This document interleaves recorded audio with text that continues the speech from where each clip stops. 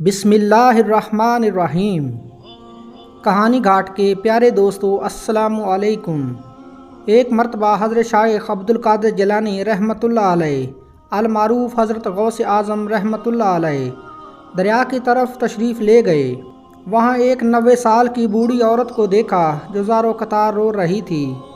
آپ کے ایک مرید نے آپ کی بارگاہ میں عرض کیا، مرشد، اس ضعیفہ کا اکلوتا خوبصورت بیٹا تھا۔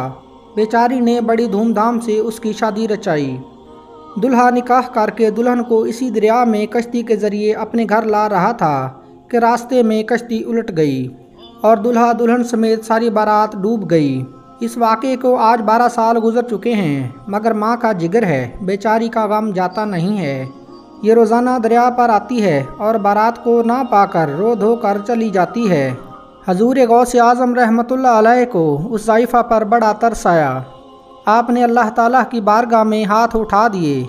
چند منٹ تک کچھ ظہور نہ ہوا، یعنی کوئی کشتی یا کوئی سواری یا کوئی ڈوبا ہوا شخص نمودار نہ ہوا، تو آپ بےتاب ہو کر بارگاہ الہی میں عرض گزار ہوئے، اے مالک و مولا، اس قدر تاخیر کی وجہ کیا ہے؟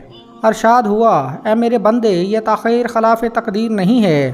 ہم چاہتے تو ایک حکم کن سے تمام زمین و آسمان پیدا کر سکتے تھے، مگر حکمت کے تحت 6 دن میں پیدا کیے۔ بارات کو ڈوبے ہوئے 12 سال گزر چکے ہیں۔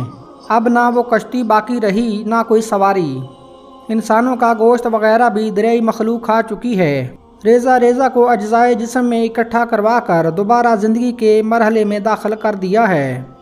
اب ان کی آمد کا وقت ہے۔ ابھی یہ کلام اختتام تک نہ پہنچا تھا کہ وہ کشتی اپنے تمام تر ساز و سامان کے ساتھ دلہا دلہن اور باراتی سطح آب پر نمودار ہو گئی۔ تمام باراتی شیخ عبد القادر جیلانی رحمۃ اللہ علیہ سے دعائیں لے کر خوشی خوشی اپنے گھر پہنچے۔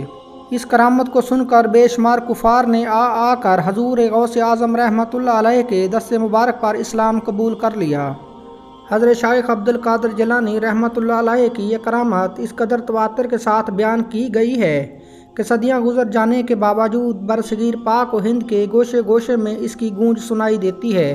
اللہ تعالیٰ کی بارگاہ میں دعا ہے کہ اللہ تعالیٰ غوث اعظم رحمۃ اللہ علیہ کے درجات کو بلند فرمائے اور ہمیں اولیاء کرام کا ادب و احترام کرنے کی توفیق عطا فرمائے اور ان کے نقش قدم پر چلنے کی توفیق عطا فرمائے۔